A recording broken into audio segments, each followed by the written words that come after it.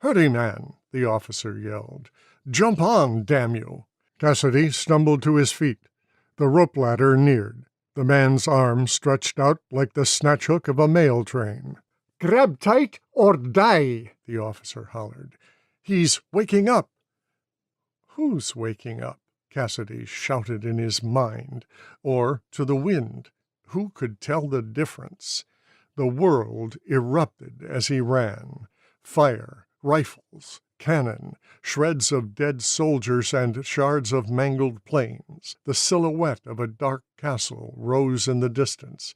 The structure felt like a distant memory, something altogether separate from the rest of the world. Beneath his feet the ground shimmered and hazed like ice about to break.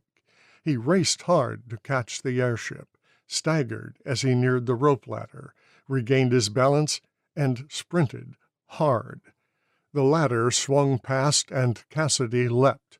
His hand slipped, but the extended arm caught his wrist in a steel grip and hauled him to the rungs.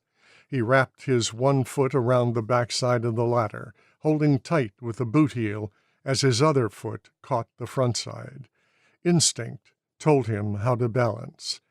The officer grinned, his pencil-thin mustache forming a straight line. He saluted and began to climb. Cassidy followed as the ground beneath became translucent, and the sounds of war stuttered. The Zeppelin nosed upwards as a mechanism cranked the ladder into the gondola. The officer already stood aboard as the blasting air whipped Cassidy like the tail of a kite. "Haul him in, boys," the officer hollered. "Heave it!" Two men wound the crank as Cassidy passed into the square opening of the gondola. Two others grabbed his arms and hauled him aboard. Outside the huge windows, the world shuddered and vanished. For a moment, the Zeppelin appeared to be flying through open space. Giant, bulb-like pods floated past. They looked like tiny worlds bobbing in space. "They'll be on us, boys," the officer shouted. "Man the guns."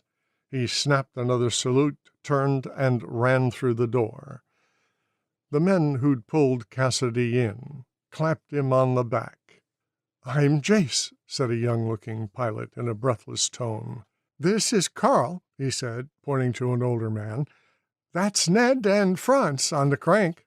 The two men waved as they dropped the handles and followed their captain out the door. "Franz, German?" Cassidy asked. "We're all friends here," Jace said as Carl followed the other two. "Captain's name is Banner. He saved your ass. You owe him." Cassidy nodded and tried to keep up as Jace made for the door as well.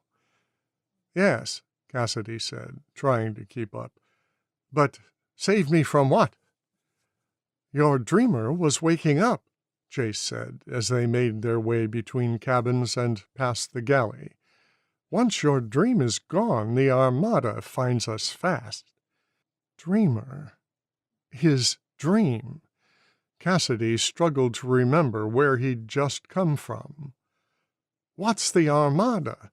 Is that bad?" "Better believe it," Jace said as they reached the bridge where Banner stood spinning a large, spoked wheel, like the helm of a Spanish galleon. "Can you pilot a Fokker?" Banner asked over his shoulder. I don't know. Can I?" "You're a pilot, aren't you?